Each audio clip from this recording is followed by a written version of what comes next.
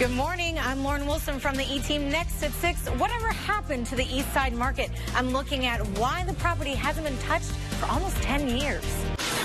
Guns, violence, kids caught in the crossfire, parents blaming the city blaming parents. Check this out. I put together a map here showing more than 60 local smash and grabs that have happened, both successes and failures.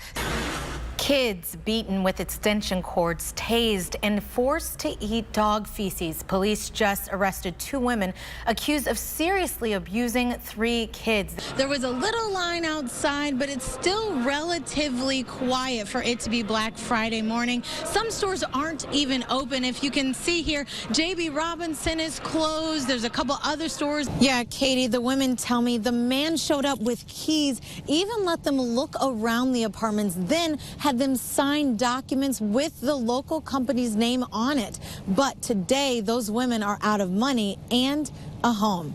You know, as you can imagine, it's been an emotional roller coaster the past couple days for the family, and today is no exception. I spoke with Godwin's granddaughter, who told me while there's peace, there's also a void, and that void is justice. Oh, keep your eyes out for the hottest tickets in town. Sales for the Rock and Roll Hall of Fame induction ceremony start February 8th. Prices range from $90 to $500. The ceremony is April 14th. This year's inductees include Bon Jovi, The Cars, and Nina Simone. A 12-year-old taken too soon because of an act of violence, and now police seem to be getting some answers. As the investigation unfolds into the shooting death of 12-year-old Abdel Bashidi and the 5 other teens injured that night. Cleveland police have identified 2 more shooters connected to a shooting on the east side. 21-year-old Larissa Harris was taken into custody yesterday, and after questioning, police charged her with aggravated murder.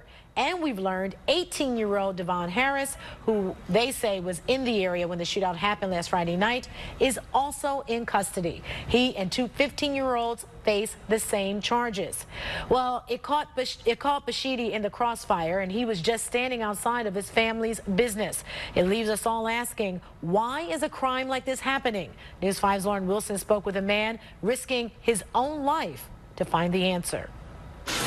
Guns, violence, kids caught in the crossfire, parents blaming the city blaming parents. But one leader who's been pounding the pavement for years trying to get the crime to stop says we have an even bigger issue at hand, and it's going to take more than the blame game to stop it. I don't know, man. So there's plenty of blame to go around here. We have a responsibility as parents and as neighbors to know our children where they are. Tonto was there the night 12-year-old Abdel Bashidi was shot and killed. It was horrendous. It was unacceptable. It was real tragic. We had a group of maybe 3, let's say 6 kids, all right, that saw each other and just opened fire. Groups affiliated with heartless felons and gangster disciples, 2 of Cleveland's deadliest gangs. We have brothers out here that are misled and manipulated. Most kids are recruited by the time they're just 13 years old. I knew, I had to say no. Like this 15-year-old, whose identity we're not revealing. Gang members attend school not to learn, but to snatch kids out. Heartless felons tried it on him last year. I know the concepts of how to get into it and stuff, but it just scared me. I didn't want to do it. That takes a lot of courage to turn it down. Were you scared to turn it down? Kinda, sorta. But his gut was stronger.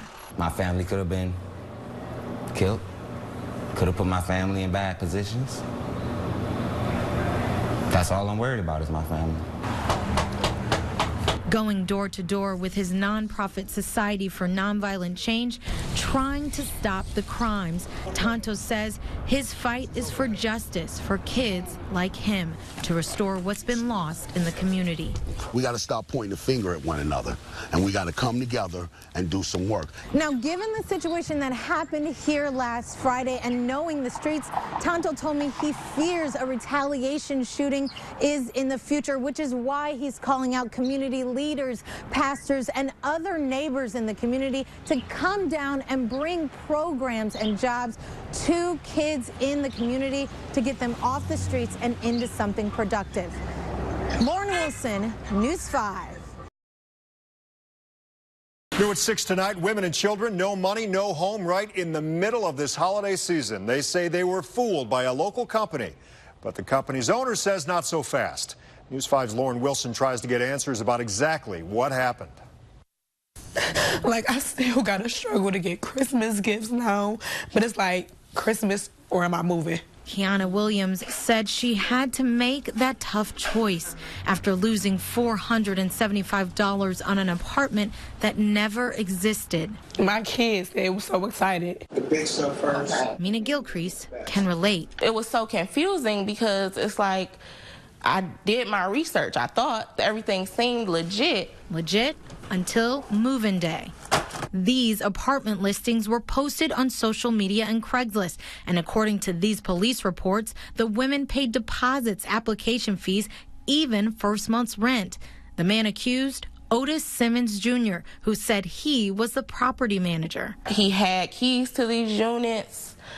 He had paperwork for the application that had the company name on it. When it was move-in day, Simmons was nowhere to be found. We all have kids, like that's what made it so bad. We kept everything on the U-Haul for 4 days while listening to him tell us that it would be ready the next day. We went looking for Simmons, but only caught him for a few seconds on the phone. Hi, is this Otis? Before he hung up.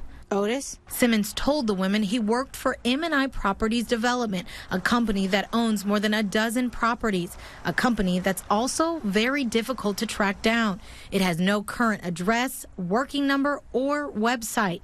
Finally, I tracked down owner Mark Mazurko in Florida, who said Simmons had worked for the company, but not as a property manager. How do you feel about the fact that he was using your company name? The unfortunate part about it is, you can't stop evil people. They say, hey, you own all these buildings and all these apartments and houses. What are you doing for us? But I'm a victim as well. Right now, Warrensville Heights Police has a warrant out for Simmons' arrest. They say he's on the run. He has several misdemeanor charges against him in the past. The company says they're currently trying to find housing for the women. As of right now, though, they are still looking for a place, and they have yet to get that money back from what they gave Simmons. Lauren Wilson, News 5. In just months, the Stark County community has lost 6 young lives, teens who killed themselves. And that has teens turning to their pastors for answers about what happens to their souls after they die. Only on News 5, Lauren Wilson learns churches in and around Perry Township are changing how they react to focus on what's happening while they're living. It is a really difficult topic, and it's been really, really hard on the people of our church and our community. Suicide is hard, and for Perry High School students like Allie Temsey, it's upsetting because, we're walking the halls with fewer and fewer students each day. It's confusing. We're growing up with the heaven-hell permanent choice, and they're teaching us that, but they're not actually teaching us how to get out of that state of mind. That's where Reverend Timothy Shaw is stepping in. That idea of suicide being like the one sin that will automatically condemn you to hell, I think, is born out of a bad understanding of scriptures. An understanding he's trying to change. Reverend Shaw views the church like a hospital, focusing on the mental and emotional health and well-being of each person. People are understanding more and more that the human body is a whole being. You can't separate the physical from the mental and the emotional, and the scriptures teach us that, but we've somehow lost that. And he's not alone. For I know the plans I have for you, says the Lord. In 2012, a national congregation study found 23% of the nation's houses of worship provided mental health programming. Compare that to just 8% in 2006. We're all in it together. In light of the recent suicides, students tell me right now, more than ever, they need hope. I know lots of kids, they're pretty depressed. Everybody is scared because they don't know what news they're going to hear next. Reverend Shaw says that the churches here in Stark County are already getting together, trying to figure out how they can better serve the mental and emotional needs of their youth here and how to point them toward hope. In Perry, Lauren Wilson, News 5. As the manhunt went on, the family at the center of this shooting we're talking about was waiting on word on how all of this would end. News 5's Lauren Wilson is outside of one of Godwin Sr.'s daughter's home. Lauren, go ahead and tell us how the family is processing all of this tonight. You know, as you can imagine, it's been an emotional roller coaster the past couple days for the family, and today is no exception. I spoke with Godwin's granddaughter, who told me while there's peace, there's also a void, and that void is justice. The way it happened, I don't agree with. I wish they would have caught him before he did that. Cody Baines told me that this afternoon, just hours after hearing the news that Facebook shooter Steve Stevens was found dead after taking his own life. Just an easy way out, you know, versus suffering the way my grandfather did. It's just like he get the good way out, but, you know, he just was sitting there suffering, you know. She told me it hasn't hit her fully yet, as she's been trying to be strong for her mom and the rest of the family.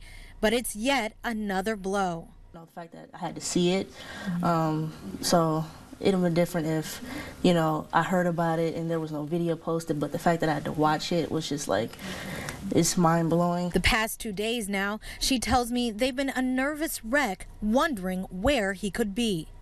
Just scared, just afraid, you know, is he gonna come here? But even if he were brought into custody, she told me she and her family would only have one thing to tell him. We forgive you. But now it's time to move on. She told me the best way they're trying to do that is relying on family and friends to lift them up where they're in need.